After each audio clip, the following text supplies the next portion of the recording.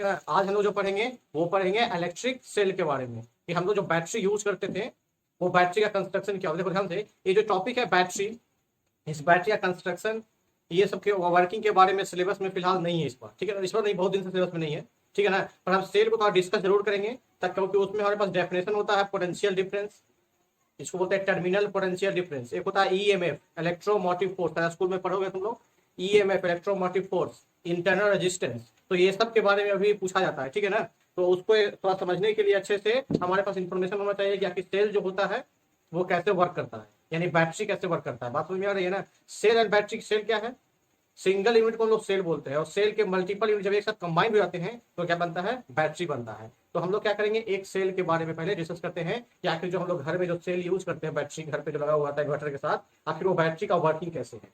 आखिर ये जो हम लोग जानते हैं कि ये इलेक्ट्रॉन जो फ्लो करता है, कि इलेक्ट्रॉन आता कहाँ से है, यानी इतना इलेक्ट्रॉन फ्लो होने होता कैसे वहां पर। बात समझ में आ रही है ना। यानी करंट का फॉर्मेशन कैसे होता है किसी सेल के लगाने से, तो उसी के बारे में डिस्कस करेंगे, ठीक है ना। तो चलो इसको समझने के लिए ध्यान दो कि सेल को समझने के लिए ध्यान देना है कि थोड़ा सा केमिस्ट्री की हम बात करते हैं। क्या केमिस्ट्री की बात, तो केमिस्ट्री में जानते हो कि कोई भी एलिमेंट या कोई भी मटेरियल रिएक्ट क्यों करता है, तो रिएक्ट करता है स्टेबिलिटी के लिए। किसके लिए करता है वो, हमेशा स्टेबिलिटी के लिए, यानी वो स्टेबल है या नहीं।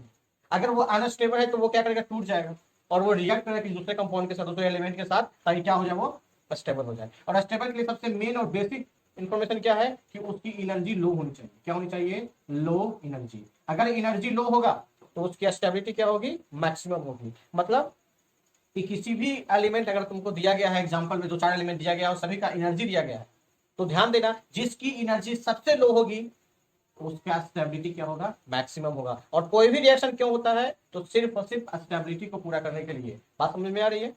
यानी कि हमारे पास रिएक्शन का कारण क्या होता है, स्टेबिलिटी। अगर बॉडी अनस्टेबल है, एलिमेंट अनस्टेबल है, अगर कोई भी कंपाउंड अनस्टेबल है, तो क्या करेगा, वो रिएक्ट करेगा, ठीक है ना। तो चलो इतना समझ में आ रहा है। अब चलो देखते हैं थोड़ा सा। देखो ये मान लो हमारे पास एक बैटरी लगा हुआ है, और ये क्या हुआ है, एक वायर से कनेक्टेड है। इसमें कोई रेजिस्टेंस लगा हुआ है, मान लो लगा हुआ है। ये हमारा प्लस चार्ज है, ये माइनस चार्ज है। हम लोगों ने कहा था क्या कि करंट का फ्लो का डायरेक्शन क्या होता है, तो हमेशा पॉजिटिव से नेगेटिव की ओर। यानी करंट का फ्लो हाई पोटेंशियल से क्या होता है, लो पोटेंशियल की होता है। होता क्या होता है। और क्या पढ़ते हम लोग कि इलेक्ट्रॉन का फ्लो क्या होता है, तो माइनस टू प्लस होता है। यानी माइनस से क्या था कि ये जो मान लो यहाँ पे डिफरेंट इलेक्ट्रॉन पड़े हुए हैं, क्योंकि क्या है, ये कंडक्टर है, तो कंडक्टर तो फ्री इलेक्ट्रॉन होगा। अब यहाँ से एनर्जी आता है, इस को मूव करवाता है, ये वाइब्रेट करके इसको मूव करवाता है, ये इसको, यानी ये जो मोशन है धीरे धीरे कहाँ होता है, पूरे सर्किट में फैल जाता है, यहाँ तक पहुंच जाता है। और यही इलेक्ट्रॉन का जो एनर्जी होता है, और जैसे ही किसी बीच में रेजिस्टेंस लगाते हैं तो वो एनर्जी कौन यूज करता है, ये रेजिस्टेंस यूज करता है। जैसे बल्ब लगा दिया, बल्ब क्या हुआ, ग्लो करना शुरू कर दिया, जलना शुरू कर दिया। तो इस तरह से एनर्जी क्या होता है, यूज होता है। ध्यान, अगर मान लो ये सर्किट हमारा कहीं से ब्रेक कर जाए, क्या कर जाए, सर्किट ब्रेक कर जाए, तो क्या ये मोशन कंटिन्यू पहुंच जाएगा यहाँ तक, तो नहीं पहुंच पाएगा। तो ये सर्किट जैसे ब्रेक हो जाता है तो एनर्जी का फ्लो क्या होता है, रुक जाता है, और करंट क्या हो जाता है, तो जीरो हो जाता है। बात समझ में आ रही है। तो क्या हुआ, तो अगर ब्रेक कर जाएगा तो क्या हो जाएगा, एनर्जी का फ्लो क्या हो जाएगा, रुक जाएगा, और करंट क्या हो जाएगा, तो जीरो हो जाएगा। बात समझ में आ रही है ना। तो इसी सर्किट को मेंटेन करने के लिए और इस सर्किट में पोटेंशियल डिफरेंस क्रिएट करने का काम किसका होता है, इसी बैटरी का होता है, इस सेल का। तो आखिर ये पोटेंशियल डिफरेंस कैसे क्रिएट करता है, इसी के बारे में हम लोग पढ़ेंगे इस बैटरी के इस में, ठीक है ना। ध्यान देना। तो देखते हैं बैटरी के बारे में क्या है। चलो देखे होगे हमेशा एक कंपाउंड ऐसा बना रहता है, स्ट्रक्चर बना रहता है बना हुआ ना।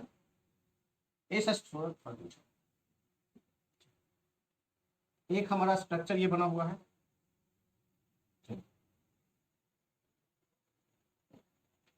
चलो देखना यहाँ पर होता क्या है कि हमारे पास मान लो दो एलिमेंट है, एक है ZnSO4 और एक है H2SO4। H2SO4 की एनर्जी होती है मान लो, और ZnSO4 क्या है, -20 जूल। क्या है, एक एनर्जी है -20 जूल, एक एनर्जी क्या है, -50 जूल। तो देखिए किसकी एनर्जी कम है, -15 या -20। तो इसका मतलब इसका एनर्जी अगर लो एनर्जी है तो स्टेबल कौन होगा, तो ये होगा हमारा मोर स्टेबल। यानी कि ZnSO4 H2SO4 में कौन सा है जो ज्यादा स्टेबल है, तो ये हमारा ZnSO4 कंपाउंड जो बना हुआ है ये हमारा मोर स्टेबल है ना। और ये H2SO4 क्या है, लेस स्टेबल है, किसके तुलना में, ZnSO4 की तुलना में, ठीक है ना। तो अगर ये लेस मोर स्टेबल है या लेस स्टेबल है, तो मान लो हमारे पास एक आयन है SO4 2 माइनस, क्या है SO4 2 माइनस है, ठीक है। इसके पास मान लो H2 प्लस आता है, 2 प्लस मतलब 2 सॉरी 2H प्लस आता है, और एक आता है Zn2 प्लस, क्या आता है Zn2 प्लस। अब तुम खुद से बताओ कि SO4 इस H से जुड़ना चाहेगा कि जिंक से जुड़ना चाहेगा। तो हमेशा रिएक्शन क्यों होता है, स्टेबिलिटी के लिए होता है। किसके लिए होता है, स्टेबिलिटी के लिए होता है। तो ये SO4 हमेशा क्या चाहेगा कि हम बनाए जिंक सल्फेट बनाए, यानी ZnSO4 बनाए। वो H2SO4 बनाना नहीं चाहेगा जब कंडीशन में दोनों मौजूद हो। क्यों बनाना चाहेगा ZnSO4, इसलिए बनाना चाहेगा कि हम मोर स्टेबल हो जाए। बात समझ में आ रही है। तो अगर इसे H2SO4 पे यानी SO4 अगर जिंक मिलेगा तो हमेशा प्रीफर करेगा कि हम ZnSO4 का फॉर्मेशन करें। क्लियर बात समझ में आ रही है, कोई दिक्कत। अब देखिए, अब हमारे पास एक रखा हुआ बैटरी, इसमें हम क्या किए, एक जिंक का रॉड लगा दिए, क्या लगा दिए, जिंक रॉड। और इसमें क्या किए, हम भर दिए H2SO4, क्या भर दिए हम H2SO4, और ये क्या है हमारे पास जिंक। इतना बात समझ में आ रही है, ध्यान देना। ये SO4 है, क्या इसको जिंक यहाँ पे डिप्ट है इसके अंदर H2SO4 के अंदर। अब ध्यान देना, आप ध्यान देना, जैसे ही H2SO4 में जिंक मिला, ये H2SO4 क्या होता है, टूट जाता है। क्या होता है, टूट जाता है। कितना, 2H plus plus SO4 2 minus, इसे टूट गया SO4 2 माइनस।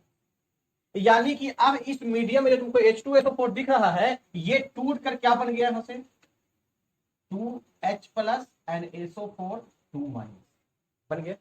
अब ध्यान देना, इस H2SO4 में जब टूटा तो SO4 2 माइनस जब यहां बना, तो इसके पास बगल में क्या दिखा, जिंक।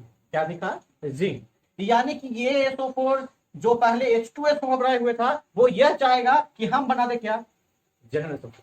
क्या बना दे, ZnSO4। क्यों, ताकि हम क्या हो जाए, मोर स्टेबल। और कोई भी रिएक्शन होता है सिर्फ और सिर्फ स्टेबिलिटी के लिए होता है। तो अब ये SO4 जिंक से रिएक्ट करना चाहता है, तो अब कंडीशन क्या है हमारे पास, तो सोचो हमारे पास SO4 2 माइनस है, और रिएक्शन हमेशा कब संभव है, जब इस पर 2 माइनस चार्ज है तो सामने वाले पर 2 प्लस चार्ज होना चाहिए। लेकिन सामने कौन रखा हुआ है, जिंक। बताओ क्या जिंक इस फॉर्म में SO4 2 माइनस से रिएक्ट कर सकता है, तो कभी नहीं रिएक्ट कर सकता। यानी कि इस Zn को आना पड़ेगा, यहां 2 माइनस है तो इस Zn को 2 प्लस के फॉर्म में आना पड़ेगा। किसके फॉर्म में आना पड़ेगा, 2 प्लस के फॉर्म में। तो जिंक 2 प्लस कैसे बन सकता है, जिंक 2 प्लस कैसे हो सकता है। तो हम जानते हैं कि इस पर पॉजिटिव 2 प्लस चार्ज तभी संभव है जब इसमें से इलेक्ट्रॉन क्या कर जाए, बाहर निकल जाए। क्या कर इलेक्ट्रॉन बाहर निकल जाए। तो ये क्या किया, 2 इलेक्ट्रॉन को बाहर निकल, यानी जिंक ने क्या किया कि 2 इलेक्ट्रॉन को बाहर निकाल दिया, तो अब ये बन गया Zn2। अब ये 2 इलेक्ट्रॉन जैसे ही निकला तो कहा जाए मेटल है, आके स्टोर हो गया, यहां पर स्टोर हुआ। अब ये Zn2 प्लस बन गया, और क्या मौजूद है इस मीडियम में, SO4 2 माइनस। तो ये क्या किया, Zn2 plus plus SO4 2 minus आया, और मिल के क्या बना दिया, ZnSO4। क्या बना दिया, ZnSO4। अब अगर ये ZnSO4 बन चुका है, तो ध्यान देना इस मीडियम से SO4 क्या कर गया, लेकिन इसके बदले हमें मिला क्या, तो इसके बदले हमें ये मिला कि 2 इलेक्ट्रॉन यहां पर, जैसे ही माइनस चार्ज आने लगेगा, क्या इस पर नेगेटिव पोटेंशियल डेवलप करने लगेगा। पर क्या जरूरी है कि इस मीडियम में एक ही जेनर होगा, एक ही जिंक है, तो इसके पास बहुत सा जिंक है। रही बात H2SO4 का, तो इतना सा सोल्यूशन रखा हुआ है, तो इसमें H2SO4 बहुत सा होगा। यानी कि ये SO4 फिर से दूसरा टूटेगा, और फिर से जिंक बनाएगा, और फिर से 2 चार्ज यहां स्टोर हो जाएगा। यानी ये रिएक्शन कंटिन्यू होता है कब तक, जब तक इसमें H2SO4 मौजूद है, या कब तक, जब तक ये जिंक का सरफेस इसके अंदर डीप है। बात समझ में आ रही है। तो इस तरह से इस प्लेट पर हमारा निगेटिव चार्ज बनना शुरू हो गया। अब अगर निगेटिव चार्ज बना है, तो इस निगेटिव पोटेंशियल को अगर हम किसी लो पोटेंशियल से कनेक्ट कर दे, तो ये लो कर दे। तो हमने क्या किया कि एक और प्लेट लाया, क्या लाया, कॉपर का प्लेट लाया। इस कॉपर प्लेट में हमने क्या किया कि जब 2H प्लस था यहाँ पर, तो ध्यान देना ये जैसे जैसे इस पे आया तो इस प्लेट पर निगेटिव चार्ज डेवलप करना शुरू किया। जैसे ही निगेटिव चार्ज डेवलप करेगा तो ये H प्लस और माइनस, ध्यान देना इस पे माइनस शुरू किया, ध्यान ये H प्लस क्या होता है, धीरे धीरे इस कॉपर प्लेट की ओर शिफ्ट होता है। अब क्या होता है, शिफ्ट करना शुरू करता है तो ये प्लस यहाँ पे आना, अब ये प्लस यहां आना शुरू हो गया तो इस प्लेट पे क्या डेवलप करना शुरू करता है, पोटेंशियल पॉजिटिव। यानी H प्लस इस प्लेट पे आ गया, SO4 2 माइनस वहां चला गया। तो इस तरह से इस प्लेट पे क्या डेवलप कर गया, पॉजिटिव चार्ज डेवलप कर गया। यानी कि ये प्लस चार्ज मतलब पोटेंशियल, ये इसका माइनस मतलब पोटेंशियल लो। अब हम करना क्या है, कुछ नहीं, हमने क्या किया कि यहां से एक वायर निकाले और साथ में एक रेजिस्टेंस लगा दिए और इसको यहां से कनेक्ट कर, ठीक है। हमने क्या किया, तो यहां पर एक रेजिस्टेंस लगा दिया, कनेक्ट कर, फायदा क्या हुआ। तो अब देखो यहां से क्या ये minus charge plus charge, excess electron यहाँ पे हो रहा है ना, तो ये इलेक्ट्रॉन क्या करेगा, वो चाहेगा कि हम ऐसे जगह चल जाए जहां हम फिर से न्यूट्रलाइज हो जाए। तो ये माइनस चार्ज प्लस की खोज में यहां से शिफ्ट करता हुआ, जैसे ही रेजिस्टेंस मिलेगा तो ये अपनी एनर्जी के साथ भरे करके आ रहा है यहाँ से हर चीज को, तो यहाँ से एनर्जी आएगा तो ये रेजिस्टेंस एनर्जी को यूज करेगा और क्या हुआ, ये लो करना शुरू कर देगा और ये माइनस चार्ज धीरे धीरे शिफ्ट होते हुए कहां पहुंच जाएगा, कॉपर प्लेट पे पहुंच जाएगा और ये यहाँ पर तो ये इलेक्ट्रॉन का फ्लो क्या हो गया, माइनस से प्लस हो गया कि नहीं हो गया। और जैसे ही इलेक्ट्रॉन का फ्लो हुआ तो इसी को तो बोलते हैं हम लोग फ्लो ऑफ। तो इस तरह से एक बैटरी इस सर्किट में क्या कर दिया, करंट का फॉर्मेशन कर दिया, यानी करंट का डेवलपमेंट कर दिया। बात में आ गया, यानी इस तरह से सेल जो होता है, वो बैटरी जो होता है, किसी सर्किट में करंट देता है। बात समझ में आ रही है इतना। तो ये है हमारा मैकेनिज्म बैटरी का। अब ध्यान देना, ये जो कल चल रहा है चार्ज यहाँ पर, ये SO4 टूटा हुआ रहेगा, इसमें बहुत सा हर एक पोजीशन पर क्या होगा, माइनस चार्ज होगा, माइनस चार्ज होगा। तो क्या हो गया, धीरे धीरे टूट रहा है माइनस चार्ज और इधर की ओर क्या कर रहा है, वो शिफ्ट कर रहा है। माइनस चार्ज इसमें टूटा और ये माइनस चार्ज यहाँ यहाँ यहाँ यहाँ फिर कहाँ चला गया, माइनस इन द सेंस क्या है, SO4 2 माइनस टूट रहा है और जा रहा है इसकी ओर, और यहाँ से फिर मूव करता हुआ फिर से कहां पहुंच गया, इस प्लेट पे पहुंच गया। तो जैसे जैसे देखो इस प्लेट से यहाँ से उठा, फिर से नॉट इस प्लेट पे आया, फिर माइनस चार्ज आया, यानी ये प्रोसेस का एक साइक्लिक प्रोसेस दिख रहा है। यानी ये साइक्लिक प्रोसेस हो रहा है तो वर्क हो रहा हो, एनर्जी हो रही यूज हो रहा है। बात में आ रही है। तो इस तरह से एक साइक्लिक प्रोसेस हो रहा है और इस साइक्लिक प्रोसेस यहां पर जो भी एनर्जी यूज हो रही है, जो भी वर्क हो रहा है, इस कंप्लीट साइकिल को मतलब माइनस चार्ज को उठा के एक प्लेट से दूसरे प्लेट पर ले जाके फिर से उसी पॉइंट पर ले जाएंगे तो कुछ ना कुछ तो वर्क होगा। और इस साइक्लिक वर्क का नाम दिया गया है क्या, EM, क्या दिया गया नाम, EMF। यानी EMF क्या है, तो एनर्जी है, ये वर्क डन है कहां से, तो माइनस चार्ज को उठा के फिर से उसी प्लेट चार्ज पर लेके चले जाना। यानी इस तरह से माइनस माइनस उठ रहा है, फिर यहाँ गया, फिर से लौट के फिर से माइनस चार्ज यहाँ पहुंच।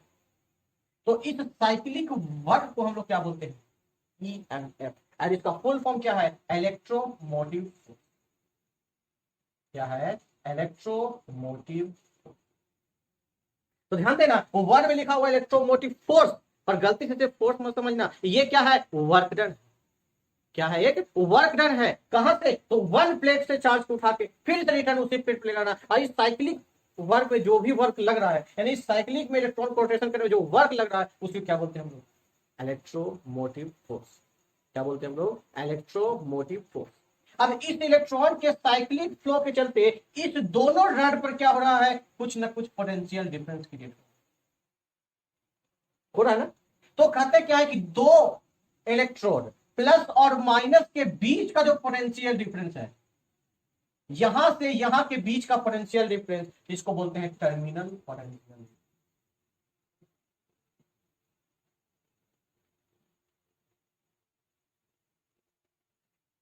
क्या बोलते हैं हम लोग, टर्मिनल पोटेंशियल डिफरेंस। मतलब यहां से यहां के बीच के डिफरेंस को बोले टर्मिनल पोटेंशियल डिफरेंस, और पूरे के पूरे साइक्लिक वर्क को क्या बोले हम लोग, इलेक्ट्रोमोटिव। समझ में आ रही है बात, दोनों को गौर करना। एक साइक्लिक वर्क और एक सिर्फ यहां से यहां के बीच का, यहां से माइनस से प्लस के बीच का सिर्फ आ गया टर्मिनल पोटेंशियल डिफरेंस, और इलेक्ट्रॉन को उठा के फिर से उसी पोजीशन पर लाने के लिए जो साइक्लिक वर्क हो रहा है इसको बोलेंगे इलेक्ट्रोमोटिव फोर्स। तो तुम खुद देख के बता सकते हो कौन सा ग्रेटर है। बात समझ में आ रही है? तो इस तरह से हमारा ईएमएफ एट दो जो टर्म है बैटरी के रेफरेंस में वो पूछा था, what is electromotive force and what is terminal potential difference.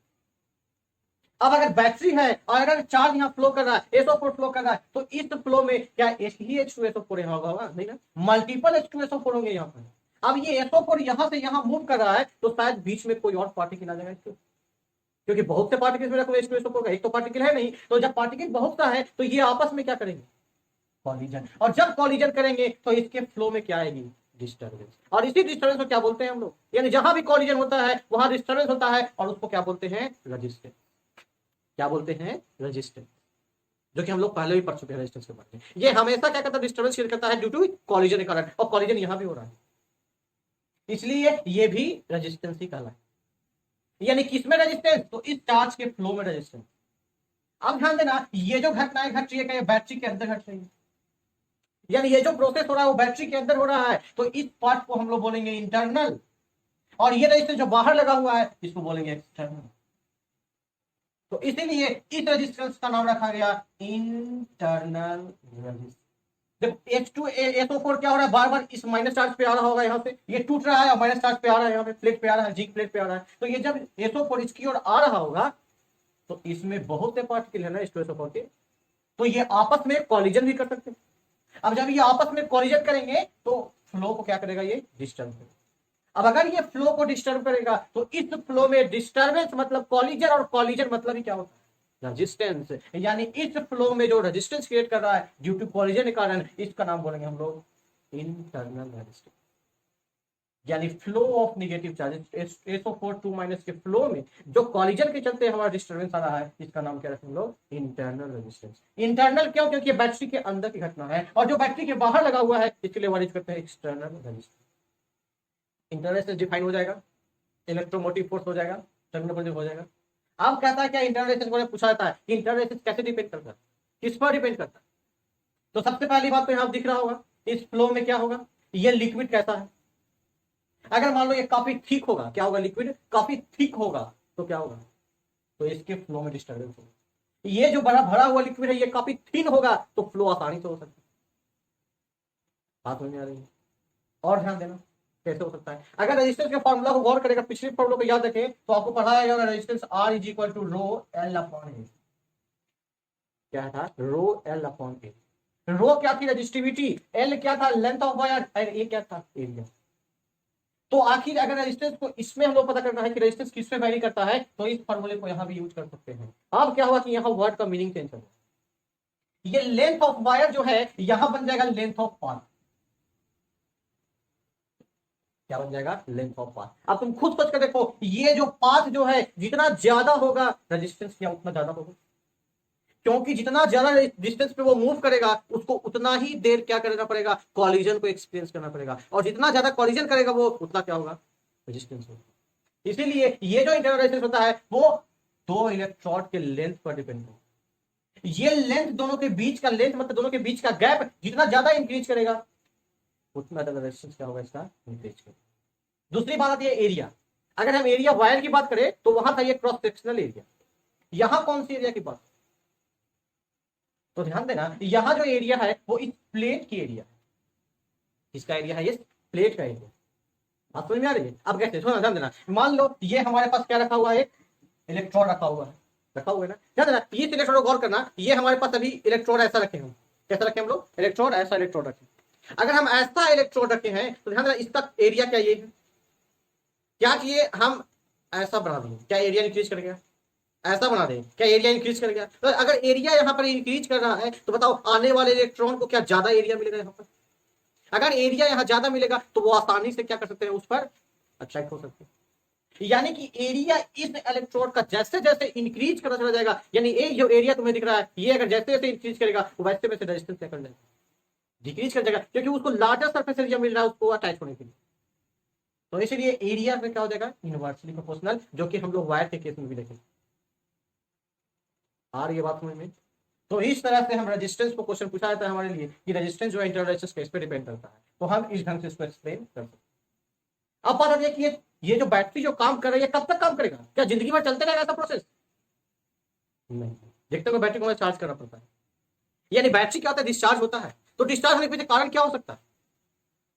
तो डिस्चार्ज होने के पीछे कारण वही हो सकता है जो इस फ्लो को बना रहा है, यानी इस फ्लो को जो क्रिएट कर रहा है, इस फ्लो को में जो हेल्प कर रहा है, अगर वही खत्म हो जाए तो बैटरी क्या हो जाएगी, डिस्चार्ज हो जाएगा। तो इस फ्लो को बना कौन रहा था, तो फर्स्ट पड़ रहा था रिएक्शन, कौन सा, H2SO4 का टूटना। यानी अगर इस लिक्विड में, यानी ये जो सोल्यूशन इसमें डाला गया है, इसमें अगर H2SO4 की मात्रा घटने शुरू हो जाएगा, यानी खत्म हो जाएगा H2SO4, तो बैटरी क्या हो जाएगी, डिस्चार्ज हो जाएगी। क्योंकि नो SO4 आए, SO4 है ही नहीं, तो क्या होगा, जस्ट सर्कुलेट करेगा। अगर ये जो एरिया डिप किया हुआ है जिंक का, ये जिंक पूरा का पूरा रिएक्ट कर जाए, क्योंकि इतना ही एरिया डिप किया हुआ है, अगर ये जिंक पूरा का पूरा रिएक्ट कर जाए तो फिर से फ्लो क्या हो जाएगा। बात समझ में आ रही है? तो ये कारण होता है हमारे बैटरी का डिस्ट्रॉय खत्म होने। बात समझ में आ रही है? तो इस तरह से हमारा सेल वर्क करता है, बैटरी वर्क करता है, और ये हमारे पास डिफरेंट पॉइंट्स है, electromotive force, terminal potential difference, internal resistance. इतना काफी है समझने के लिए, और हमें लगता है सबको समझ में आ गया होगा।